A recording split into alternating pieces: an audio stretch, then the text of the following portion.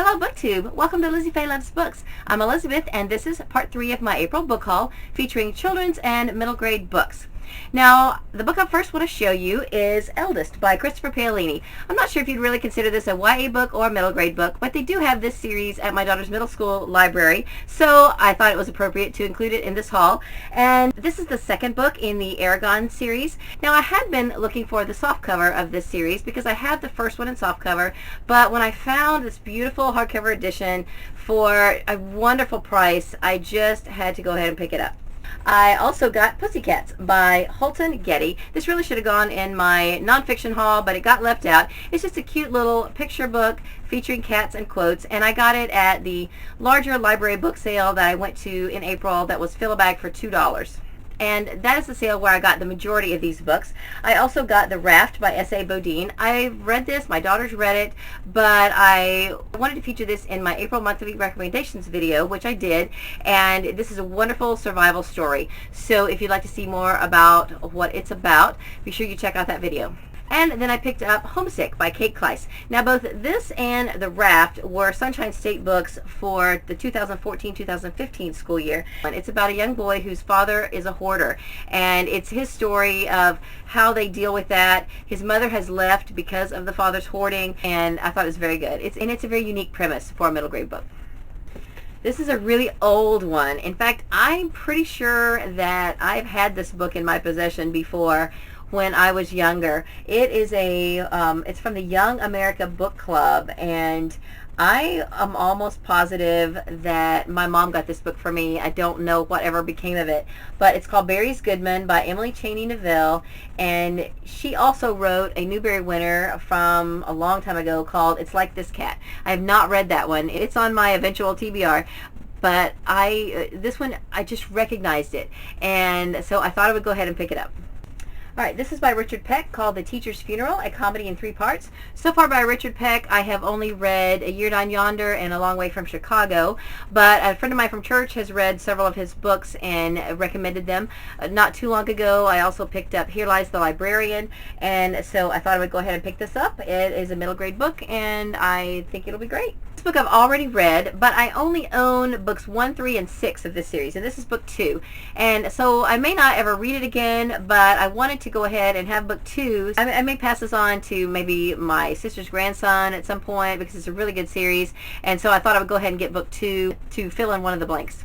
If you're not familiar with this takes place in the same world as the Guardians of Ga'Hoole series. It's a fantasy series about wolves, and in particular this one wolf who was born with a splayed paw, and he should have been put to death, but he was saved through a miraculous series of events and actually was raised by a bear his first year. And the bear had lost her cub and was needing something to love, and she happened upon this wolf cub who had been left for dead. And so it took this little wolf like almost a whole year to realize that he wasn't a bear, he was a wolf. And then he went on back and tried to fit in with the wolves, and they don't want to accept him into their ranks because he has this deformity, and they don't understand how he's still alive, so they're a little bit afraid of him. And so he's really having a hard time because he realizes he's not a bear, but he can't fit in with the wolves. And it's a 6-book, I believe it's a 6-book series. I don't think there's any more than 6 books. I've only read 3 of them, but they're really, really good. I enjoyed all the Guardians of Ga'Hoole books, which are about owls, and then the Wolves of the Beyond also is in the same world, but this takes place after the stories from Guardians of Ga'Hoole. These are great books. They're by Catherine Lasky. I already have a copy of Lawn Boy by Gary Paulson, but I went ahead and picked up actually 2 copies of this because this is a great book. It ought to be in every teacher's classroom. I'm going to definitely put a copy in the little free library. It's so cute. Seriously, if you haven't read this book, take an hour and read it. It's only 88 pages, and it answers to the entrepreneurial spirit in all of us. It is about a young boy who inherits an old lawnmower, I think from his grandfather, and fixes it up and starts mowing lawns. And by the end of the book, he's a millionaire. And it's just so cute. It's a little far-fetched, but it really does make you see the potential in everything that you do. So I definitely recommend it. I had not heard of this book. It's called Josies Troubles by Phyllis Reynolds Naylor. She wrote Shiloh, which was the 1992 Newbery Medal winner. So I went ahead and picked it up. It looks like it is also a dog story, and I enjoy those. So this will also be a good candidate for the Little Free Library once I get it read. Speaking of Newbery winners, I picked up several to add to my Newbery collection. Some I've read, some I haven't. I have read this, The Witch of Blackbird Pond by Elizabeth George Spear. This is about a young girl who is accused of being a witch back in the times of the Salem witch trials. I've also read this. This is by E.L. Konigsberg, The View from Saturday. This was very cute. I enjoyed this book. I listened to it on audio a few years back. This is one of the Newbery winners from the 90s. This was published first in 1947, so that would make it the 1948 Newbery Medal winner, called The 21 Balloons, and it is by William Pian-Dubois. I have not read this. I think I already have a copy, so one of them I will pass on to someone else.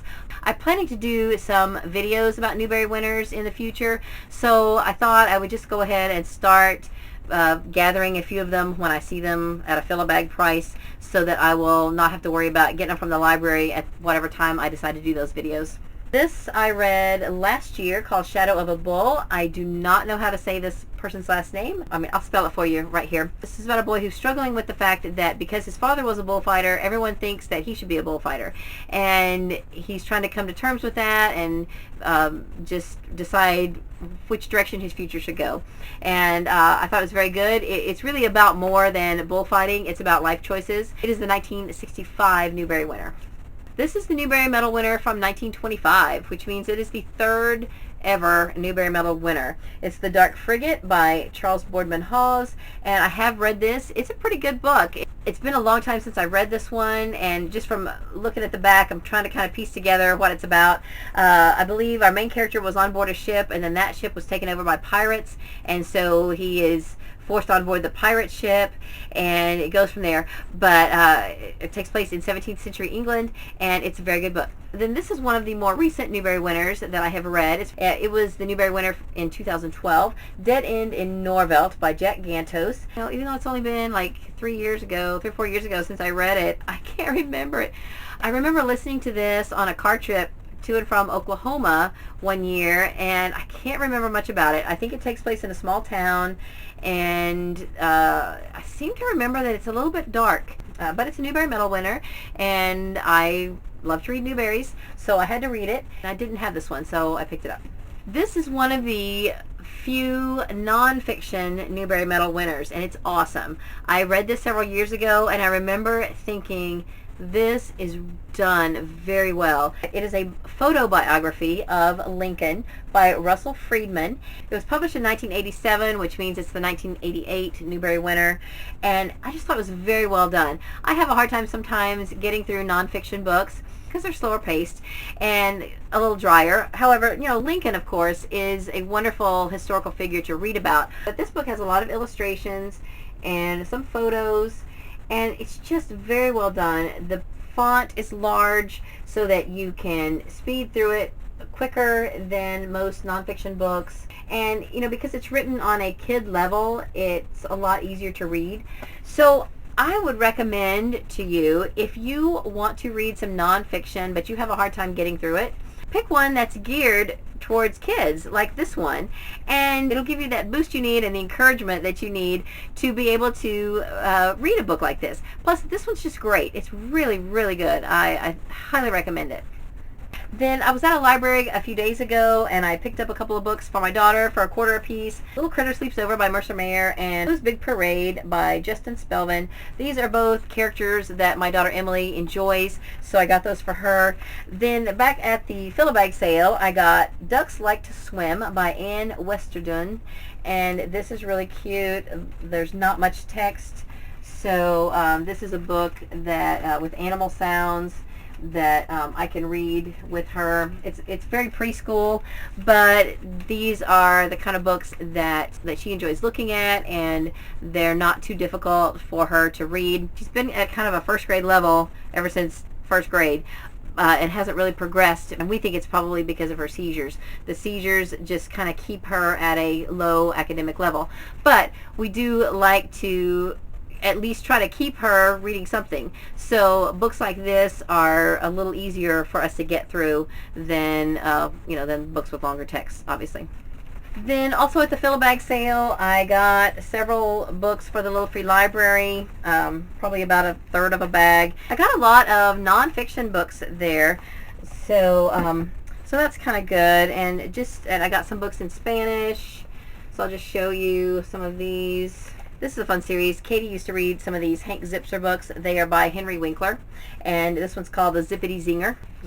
Drake and Josh, a medical book that's written for kids, war in Iraq.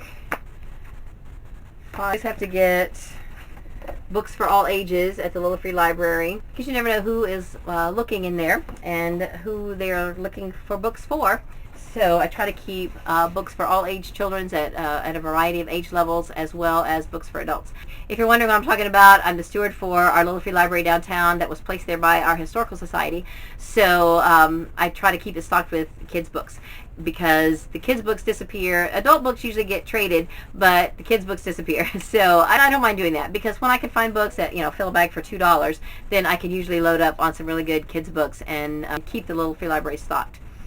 So that's all of the middle grade and children's books that I got this month. I've got one more book haul to film, and that is my Cozy Mysteries. So if you have not seen my earlier book hauls for this month, I have already posted the adult fiction haul and the nonfiction haul. So be sure to check those out. And I guess that's all I have for this video. I hope you're having a great day. Read a good book, and God bless you. Really interesting premise, especially for a middle grade book, and I thought it was great.